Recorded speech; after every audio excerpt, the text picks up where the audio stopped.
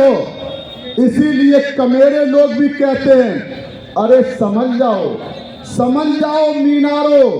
अब हमने भी करवट लेने का इरादा किया है। समझ जाओ, अगर ये कमेरे लोग अगर करवट ले गए तो सिंहासन डोल जाएंगे, और ये सिंहासनों पर बैठे हुए जो लोग हैं, जो दबे पिसे समाज का हक खाने वाले हैं, जो दलितों के नाम पर जो आरक्षण को खाने वाले लोग हैं, पिछड़ों के नाम पर आरक्षण को खाने वाले लोग हैं, जो सवर्ण समाज के लोगों को जो सपना दिखाकर नौकरियों को, सरकारी नौकरियों को खाने वाले लोग हैं, सरकारी नौकरियों की जगह आउटसोर्सिंग पर 5-5, 10-10 हजार में काम कराने वाले लोग हैं। इनका क्या होगा अगर सर्व समाज के लोग इस बात को समझ गए और अगर उन्होंने भाईचारा बना लिया। इसीलिए बहुजन समाज पार्टी के लोगों को सर्व समाज में अपनी बात रखनी है। ये दलितों की बात नहीं, ये पिछड़ों की बात नहीं, ये सर्व समाज के गरीब मजलूम लोगों की बात है। अगर देश में हम सरकारी है, मैं तो कभी कभी सोचता हूँ, और मैंने इस बात को विधान परिषद में कहा, मुझे तो कभी कभी लगता है कि जब आप सभी नौकरियां ठेके पर दे दोगे, तो हमने कहा कहीं ये सरकार भी ठेके पर ना दे दें, ये पूंजीपतियों की गोद में, उनके चरणों में सरकार को भी समर्पित ना कर दें। इसलिए पूंजीपतियों की गोद से अगर सरकार को निकालना है तो सर्व समाज के गरीब कमजोर लोगों को पूंजीपतियों की गोद से सरकार को निकालकर बहुजन समाज पार्टी की सरकार बनानी है। यही आपका संकल्प करते हैं। आप सभी लोग एक एक कार्यकर्ता का आज पुणे में लंबे समय से आप बैठे, आप दूर दूर से चलकर आए, एक एक गांव से चलकर आए, जो हमारे पदाधिकारी साथी कार्यकर्ता जो लोगों को लेकर आए, जो गांव गांव से कड़कती सर्दी में आप गांव गांव से हमारे माननीय बहन कुमारी मायावती जी को बधाई देने के लिए, माननीय बहन कुमारी मायावती जी के जन्मदिन पर उनके सम्मान को बढ़ाने के लिए जो एक एक लोग बहुजन समाज पार्टी के शुभचिंतक यहाँ पधारे हैं, आप सभी का मैं एक बार नहीं लाख लाख बार आपके द्वारा, आपके माध्यम से सबसे पहले अपनी नेता माननीय बहन कुमारी मायावती जी को, हम लोग उन्हें विश्वास दिलाने की बात नहीं है, आप कहेंगे विश्वास दिला रहे, विश्वास की बात नहीं है, हम संकल्प की बात करते हैं। ये संकल्प की बात है कि पहले ये नारा लगता था, हमारी एक बहन ने इधर कहा भी था कि आधी रोटी खाएंगे बच्चों को पढ़ाएंगे, बहुत पहले नारा लगता था, क्योंकि परम पूज्य बाबा साहब ने जब पढ़ने का अधिकार दिया, सरकारी नौकरी का आरक्षण का अधिकार दिया, तो गांव गांव में ये नारा लगा कि आधी रोटी खाएंगे बच्चों को पढ़ाएंगे। तो आज की सरकार ने क्या किया, शिक्षा महंगी कर दी और सरकारी नौकरी खत्म कर दी। तो आपको नारा क्या लगाना है कि आधी रोटी खाएंगे बच्चों को पढ़ाएंगे। बच्चों को पढ़ाना बंद नहीं करेंगे आप, बेशक सरकारी नौकरी खत्म कर दो, सोचते हो तो लोग सोचेंगे अब पढ़ने से क्या फायदा है, अब पढ़ाई बंद करो, रोटी रोजगार तलाश लो, लेकिन नहीं, हम बच्चों को पढ़ाएंगे और नारे को और आगे बढ़ाएंगे कि आधी रोटी खाएंगे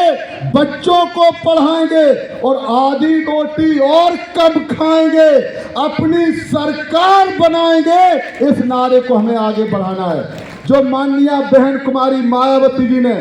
एक एक अपने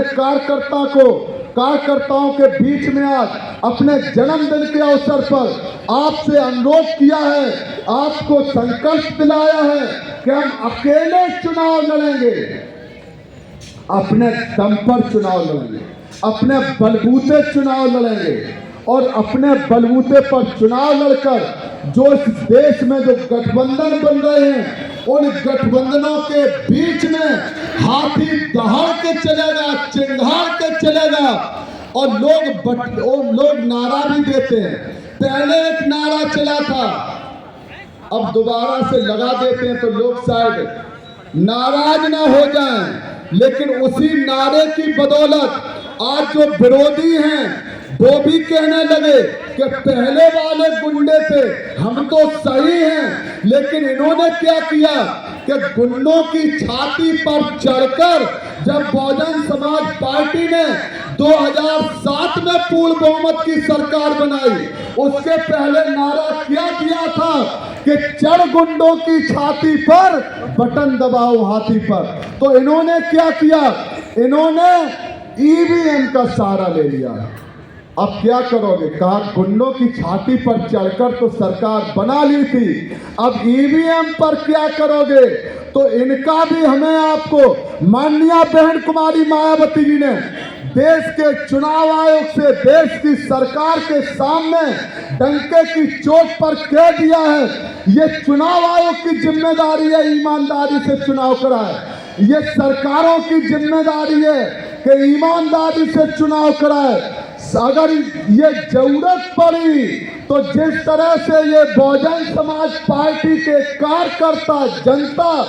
जब गुंडों की छाती पर चढ़कर जब हाथी की बटन दबा सकती है, तो जो ईवीएम गड़बड़ करेगी तो उसकी छाती पर चढ़कर भी सरकार बना सकती है। इस बात को आपके बीच में कहना चाहते हैं। आप सभी लोग इधर गांव-गांव से चलकर, पूरे शहर से चलकर इकट्ठे हुए हैं। पुनः हम आपकी तरफ से माननीय बहन कुमारी मायावती जी को लाख लाख बार हृदय से बधाई देते हैं और माननीय बहन कुमारी मायावती जी के स्वस्थ और दीर्घायु होने की कामना करते हैं। माननीय बहन कुमारी मायावती जी, आज भारत देश को आपकी जरूरत है। समय होता है, जिस तरह से परम पूज्य बाबा साहब को समय भारत देश की जरूरत थी, पूरे दुनिया में अगर भारत का कोई संविधान लिख सकता था तो वो परम पूज्य बाबा साहब डॉक्टर भीमराव अंबेडकर जी लिख सकते थे। परम पूज्य बाबा साहब के बाद भारत को परम पूज्य मानवर कांशीराम साहब की जरूरत थी। परम पूज्य मानवर कांशीराम साहब ने बहुजन समाज पार्टी बनाकर माननीय बहन कुमारी मायावती जी जैसा हमें ताकतवर नेता दिया है, उसी तरह से आज भारत देश की जनता को, भारत देश की जनता करे पुकार, माननीय बहन कुमारी मायावती जी प्रधानमंत्री की गद्दी संभालो, इस बात की देश की जनता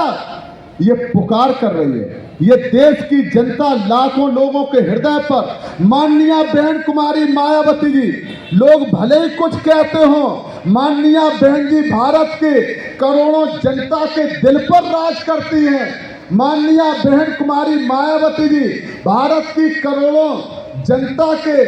दिलों में बैठी हैं। इसलिए आप सभी लोगों की दिल की आवाज है कि जो परम पूज्य बाबा साहब ने सपना देखा था, परम पूज्य मानवर कांशीराम साहब ने जो सपना देखा था,